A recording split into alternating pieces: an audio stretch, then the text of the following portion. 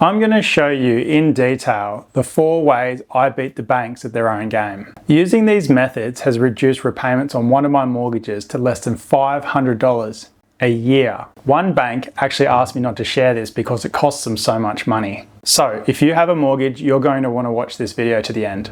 I'm going to go into detail and share more of my personal finances than normal, but I think it will provide you more value. This means the video is going to be longer and you may want a pen and paper to take notes. I've also put in time codes to help you navigate around. There's also no fancy editing because the value, I believe, is in the content. If you've watched my first video, you'll know at the end of 2022, I quit my job and walked away from my corporate salary for good. Since then, my properties have been my main source of income. With interest rates more than doubling, unless I did something about it, over $100,000 of rental income that used to come to me would instead go to the banks as interest repayments. And I simply couldn't let that happen. The measures I deployed were significant and I knew the banks weren't going to make it easy, but I underestimated just how far they would go. One bank even argued that giving me what I wanted wasn't in my own financial best interests, which is insane. In the end, I got what I wanted, and on a $400,000 mortgage, it took my repayments from $30,000 a year down to zero.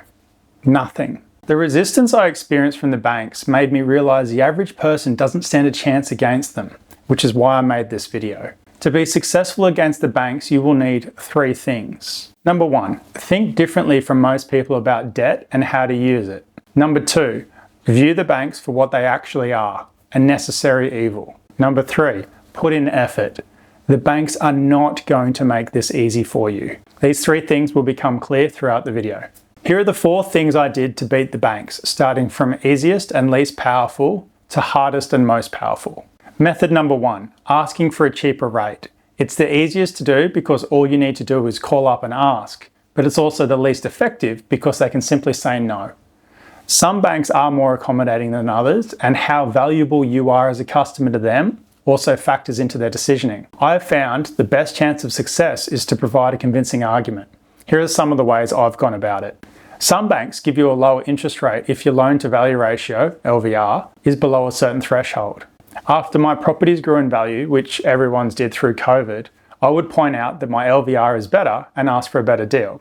It's hard for them to then reject that. I would also be mindful of my loan classification. Investment loans, as an example, generally have higher interest rates than owner-occupiers. So if I buy a property and I live in it before I turn it into an investment, I'll make sure to classify it as a principal place of residence, which lowers my mortgage repayments. And if I stay in it for a year, it also saves me thousands on stamp duty too. Other times, I might move into an investment for certain reasons, like doing major works, and I'll reclassify it as an owner-occupier and claim a lower rate and lower insurance. Outside of those things, I would point out that I've been a loyal customer who's never missed a payment and I'm looking for a reprieve in the current environment. If that doesn't work, I then state that I've seen a cheaper rate elsewhere to see if they can match it. If none of those things work, then I threaten to refinance to another lender, which usually gets the job done. All of this can be done over the phone, but I've had more success when I go into a branch and have a face-to-face conversation. The branch staff seem to have more discretionary power than the call center staff, particularly if you speak to a branch manager.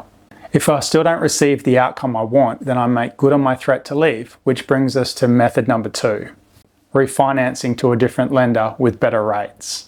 I'm just going to go ahead and say it. Refinancing is a pain in the ass, but it can save you some money. When refinancing, you need to choose interest only or principal and interest with either fixed or variable rates. I prefer fixed rates because my repayments are then the same each month, but I pay a premium for it. A lower variable rate can help, but there's no certainty that the rate will stay lower, so the benefit could be quite short-lived. If I went variable, I would find one with a good cashback offer that is more than the cost to refinance. That provides a short-term buffer against any rate increase. When working out whether I go fixed or variable, my rule of thumb is this. For properties I intend to hold for a long time and not develop or refinance, I would fix the rate if it was reasonable. The rest would be on variable, so I had the freedom to move lenders and change the loan structure as it suited me. Whether it was fixed or variable rate, I often use interest-only loans because they generally have lower monthly repayments, saving me thousands per year. Unfortunately, that's short-lived because the interest-only period is limited from 1 to 5 years. The bank will then convert you to principal and interest to force you to repay the principal over the remaining term because it reduces your risk to them. For your own home, this can make sense, but for investments, it's not always the best thing. As an investor, you don't need to pay off the property to get wealthy. You just need to hold it as it grows in value. The cheaper it is for me to hold, the longer I can hold it, and the more cash flow I have to buy more and do the same. My exit strategy will dictate what I do with it at the end, which may be to pay out the loan by selling the property and pocketing the profit, or pay out the loan in a lump sum and keep the property. I'll show you how that's possible in option 4. The banks don't like these strategies, particularly when underpinned by interest-only loans. Investors will try to navigate around it by refinancing to a different bank, but eventually all banks see it as a risk and decline interest only. That's why the next two methods are so important. Method 3, offsetting the mortgage. This one has saved me so much money and cost the banks so much in return. An offset reduces your repayments by artificially lowering your mortgage amount. The more money in the offset, the lower your mortgage repayments are going to be. There are two ways to structure an offset, and one is not well known, which is why one bank asked me not to share this. The lesser known way is to link the offset to an interest-only loan. This didn't used to be a thing, and not all banks offer it now, because it is a game changer. With interest-only loans, you only pay interest, so I figured if I fully offset the interest, theoretically, my mortgage repayments would be zero, and that is exactly what I did. The first bank I tried it with fought me so hard on it, they even told me it wasn't in my financial best interests. Remember in method number 2, I said the longer you have an interest-only loan, the more of a risk you become to the bank? Well, that's because they think it's harder for you to pay off the rest of the loan over the remaining time frame. I pointed out that my mortgage was 400 grand, and I showed them that I was going to put 400 grand into the offset, which means I could pay out the loan whenever I wanted. That sank their argument, but also set off alarm bells because they were going to lose out $30,000 worth of interest repayments each year. They then argued that even though I had the means to pay out the loan today or whenever I wanted, it doesn't mean that I could in the future, and therefore it was still a risk, which is absolutely absurd. And it's this kind of bullshit you need to be prepared for when you have these discussions with the bank. In the end, I reminded them that the property is the security and worth more than the mortgage. So if I default in future, the property can be sold to pay out the loan. After that, they had literally no more arguments. They gave me the interest-only loan with the offset, confirmed my repayments would actually be zero when I fully offset it, and then asked me not to share this method broadly. I went to 3 other banks and then I did the same thing. I know you may think, well, that's great. How am I going to get enough money to fully offset my mortgage? And don't worry, I will cover that shortly. When most people think of offset, they typically think of principal and interest loans, which typically only offsets the interest component. So you still need to repay the principal, which is the bulk of your mortgage. As an investor, I want to lower both, and I found a redraw facility that can do exactly that. It doesn't work the same with all banks though. Some only reduce the interest and keep the principal the same. Others, such as the ANZ, reduce the interest and jack up the principal repayments by the same amount, forcing you to pay off the loan faster. I'm calling them out so you can avoid choosing the wrong lender. At the time of making this video, the CBA and NAB offer a redraw facility which offsets both the principal and the interest repayments, which is exactly how it should be. Because principal and interest loans are preferred by the banks, they're easy to get. And if I get one with a redraw that offsets the principal and the interest, I can reduce my mortgage repayments down to zero, just like my fully offset interest-only loan that I talked about earlier. The other massive benefit of using the offset and redraw is I still have that money available when I need it, which is absolutely brilliant. One thing most people don't know is your mortgage repayments are not automatically reduced when you put money into the redraw. Most banks that I've dealt with keep the repayments the same until you actually go out of your way to request a reforecast, which forces them to recalculate your repayments based on what's in your account. This is honestly just another example of the banks retaining their profits until you put in the effort to do something about it. Before I set up an offset or a redraw, I go through a due diligence process to ensure it works the way I intend it to and that there are no surprises. If it's an interest-only loan, the offset reduces the interest in full.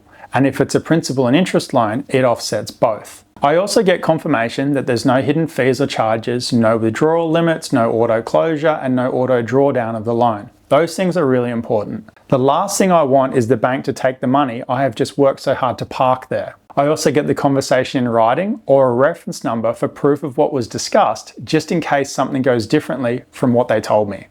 Once you have the right structure, either principal and interest with redraw or interest only with offset, you need to maximize the benefit. Most people just think to put their income in there, but that is nowhere near enough. I'm going to share all the ways I maximized it, including how to get hundreds of thousands of dollars in there that you might not have. If you appreciate the insights I'm sharing, go ahead and like the video. And if you want more of this type of content, please subscribe. To maximize the value of offsets and redraw accounts, I needed to do two things. Number one, put as much money into the accounts as possible to reduce my payments to nothing. And number two, keep the money in there for as long as possible. Here's what I did. I redirected all of my salary, savings, and rental income into the account. I moved across any money I set aside for GST as part of my other businesses, and I cashed out any Flybuyers or credit cards rewards points and put them in there as well. I also sold any shares that were performing less than the interest rate that I was being charged, and I put that capital in there too. I maximized all of my property tax deductions, which meant I got thousands back from the ATO at the end of each financial year, and I then asked my accountant to put me on an auto weekly tax return and put the money in the account on a weekly basis rather than waiting to the end of the financial year. I also stopped paying my bills early. Instead, I waited to the last possible day, so I maximized how much money would stay in the account. Finally, I used the interest-free term on my credit card to pay my day-to-day expenses and paid them off much later near the end of the interest-free term. That's what I did with my money, but another way is to ask parents, relatives, and even friends to park their money into your account. You could even incentivize them to do it. As an example, I had a friend who was being charged 7% on their mortgage. They had a family member who had cash in a term deposit that was paying 5%. The family member agreed to move that money across, saving them 7% on their mortgage. My friend then paid them the 5% they were originally getting and kept the remaining 2%, which is a pretty good outcome. Method number 4. This is the most powerful by far, and it's the reason I could pay out my mortgage on my home in just a few years and also pay down a lot of my investment properties too. This is going to sound counterintuitive because it requires taking on more debt, but it is a game changer. The solution is to buy more properties. After my first property had grown in value, I refinanced it to use some of the equity to fund the purchase of another property without dipping into my savings. I then kept doing that over and over until I had more than 10 houses. Each new property would need to have strong yield and growth to maximize performance and offset the risk of me taking on more debt. Here are the things I looked for in each property. Positive or neutrally geared before tax. That means high rental income relative to the purchase price. It also needed a high level of tax write-offs that I could claim through a depreciation report. So anything newly built or recently renovated was a huge win. This meant I got more money at tax time, which helped offset the holding costs. It also needed to be primed for growth by being in a good location, close to schools, shops and public transport, and most importantly, in an area people actually wanted to live. Some of the properties I even took a step further by doing renovations or a small development, which then supercharged the growth. Both the loan for the existing and new property would generally be interest only with an offset to reduce the mortgage repayments as much as possible and keep my holding costs low. It didn't take long for these things to take effect. Some of the houses I bought during COVID collectively grew over $1 million. When the time was right, I sold some and used the profits to offset my remaining mortgages and lower my LVR. Despite interest rates doubling, these measures have increased my cash flow by over $100,000 a year and added $1 million to my redraw accounts. Now, that might sound great, but there is a trade-off. I no longer own these properties, which would have kept growing and doubled in value in 10 years. I specifically chose to trade future capital growth for immediate cash flow and freedom. I owe it to my future self to make it back up, which is why I'm spending time on entrepreneurial activities nowadays and making these YouTube videos, which I hope bring you value and earn me a like and a subscribe. Asking for a cheaper rate, refinancing, using offsets, and buying more than consolidating down are all strategies I've used to beat the banks. As I said in my first video, property investing is a game of finance and operations. These methods are some of the financial side that I was referring to, and I sincerely hope they serve you well. I'm Brett, and this is Fire Property. Thanks for watching.